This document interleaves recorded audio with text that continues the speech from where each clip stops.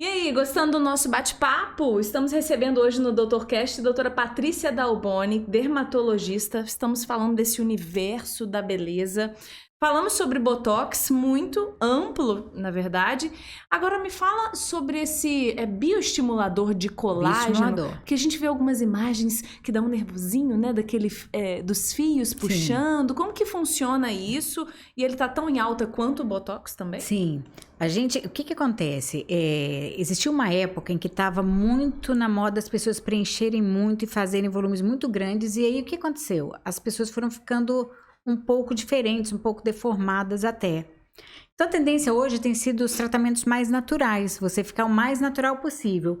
E nesse tipo de tratamento com naturalidade, o que é a primeira coisa que a gente faz? Estimular o colágeno. Uhum. Né? Então, isso pode ser feito através de aparelhos. A gente tem vários aparelhos, tem ultrassons, tem lasers, tem várias coisas que a gente pode fazer de tecnologia. E tem os injetáveis, né? Que a gente tem o Sculptra, o Radiesse, o Elancê, o Eleva, hoje em dia o Harmonica. E os fios. Esse que você está falando são os fios. Tá. Como é que são esses fios? Os fios são fios de material geralmente absorvível, né? E você vai colocar ele no rosto.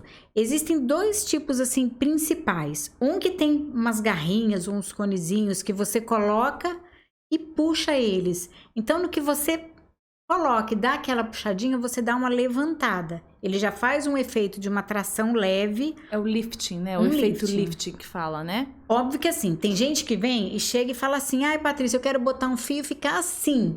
O fio não puxa assim, né? E se você puxar forte assim, ele vai arrebentar, ele não tem força para tracionar esse tanto. Uhum. Então não é igualzinho um lift. A gente fala que é um efeito lift, mas é um efeito bem mais sutil. O lifting é o quê? Então, é a plástica que você corta e puxa mesmo, entendi. Né?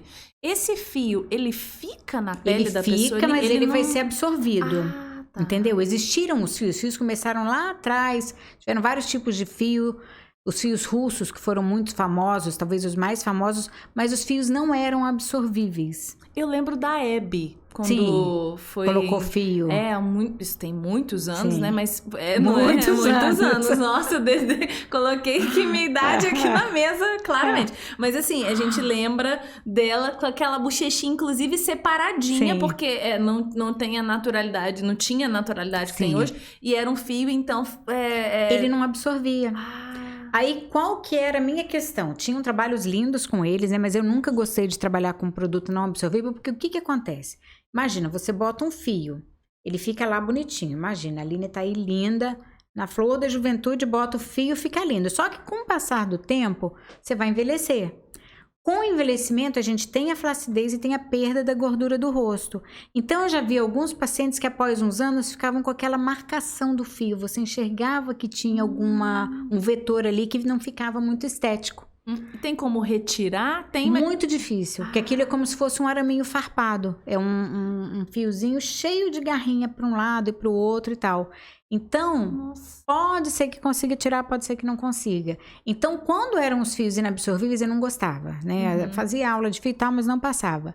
De uns anos para cá, surgiram os fios absorvíveis. E eles têm de vários materiais, né? O de PDO, que é o mais comum, mais falado e talvez o mais usado. O que é esse material? A polidioxanona. Ele é um material que ele é usado em fio cirúrgico. Entendeu? Vários fios. Então, é um negócio assim que, tem risco? Não tem. É igual um fio de cirurgia. Pode alguém ter uma rejeição ao fio de cirurgia? Até pode. Mas é muito raro. Muito raro, muito raro, muito raro. E esses fios vieram da Coreia. Lá eles passam muitos fios. A gente vê fotos mesmo, assim. É uma coisa louca, assim. Eles passam 100 fios no rosto. E o efeito é muito bonito. Muito bonito. E aí a gente tem esses fios de tração, que são esses com garrinha. Você coloca, ele vai puxar e vai depois produzir colágeno. E você tem a outra opção que é só para estimular colágeno, que são os fios bem fininhos que você coloca ele no rosto, nas posições que você quer. Mas ele fica ali também. Fica ali. Mas ele vai ser absorvido. E quando ele for absorvido, até lá ele vai produzir colágeno. Então ele é diferente desse que coloca fazendo um efeito colágeno? Todos eles vão fazer colágeno, mas um você puxa, você vai botar e a garrinha vai fazer ele puxar. Tá. E o outro não tem garrinha nenhuma, é o fio liso que a gente chama. Que você coloca ele ali, ele vai ficar ali, só que em volta dele vai produzindo uma linha de colágeno. Você tem o fio ali, O fio é como se fosse assim, um corpo estranho. Então, o organismo reage produzindo colágeno em volta dele. Ele vai absorver, mas aquele colágeno fica. Ah, entendi. Entendeu? Então, esses estimuladores de colágeno, o que eles fazem? Eles dão um rejuvenescimento muito natural, muito bonito. Fica aquela coisa que você vê, a pessoa fica assim... Ninguém percebe uma diferença grande, mas fala, nossa, você tá mais bonita, o que você fez e tal. Mas não percebe que tem uma grande mudança. Tá, então peraí, deixa eu entender. Então são 2 tipos de fio. Assim, tem muitos. Não, imagina. Esse é o básico. Esse é pra gente entender. Pra Tem pós-graduação em medicina e dermatologia que a gente tá fazendo aqui. Que você tem o que vai tracionar e você tem o que só vai produzir colágeno, né? Então, esse primeiro lá traciona, que tem as garrinhas. Ele tem algumas garrinhas. Tem de garrinha, tem um que tem um conezinho, mas são os fios de tração. E o outro que ele solta... Ele produz colágeno, ele vai fazer o seu corpo produzir colágeno. O outro não faz. Os dois fazem. Os dois vão, de Mas qualquer um tem jeito. algum tipo de garrinha, de uma forma de puxar, e o outro é lisinho. Você não puxa, você só deixa ele ali. Entendi. Entendeu? E isso é a pessoa que escolhe ou você que olha? A gente tem que avaliar. O que eu gosto de fazer? O paciente chegou, óbvio que vão ter coisas que eu vou avaliar, mas tem coisas que o paciente está incomodado. O que eu gosto é saber o que está te incomodando, né? O paciente vai me dizer o que está me incomodando. Para ver se é legítimo, Para ver se é legítimo, exatamente. Porque não adianta eu querer tratar uma coisa que eu estou enxergando e o paciente não está nem aí para aquilo, ele vai fazer um tratamento e talvez não fique satisfeito. Até porque, doutora, às vezes a gente chega e não sabe nem direito. Eu falo por mim, né? Esses dias eu fui lá na doutora e falei assim, tenho algo me incomodando e eu achava que era uma coisa, você olha, pode ser, mas talvez isso aqui esteja também... É o que vai melhorar mais. Sim. Então, às vezes a gente não sabe direito, né? Então precisa, por isso o especialista tá ali com aquele olhar. E muitas coisas, assim, as pessoas, por exemplo, uma coisa que incomoda muito é o bigode chinês. Às vezes você vem e preenche o bigode chinês, mas muitas vezes, dependendo do grau de envelhecimento, de flacidez, não é isso aqui que você vai preencher, você vai preencher aqui. Porque o bigode chinês vem pela queda. É verdade. Você vai perdendo a gordura aqui, vai tendo a flacidez e ele vai caindo. Pressionando ali. Então, você vai preencher nesse sentido, de forma que isso aqui levante e melhore. Então, às vezes, a gente não sabe, né? Sim. E da mesma forma funciona com o fio. Sim, com tudo. Todos os procedimentos. Nesse ponto do fio que a gente está tratando, como que é, assim, Aline, o fio desse jeito a gente indica para pacientes de mais idade ou com essa característica? Como que funciona? O que varia mais é a quantidade de fio, o tipo de fio que você vai colocar, né?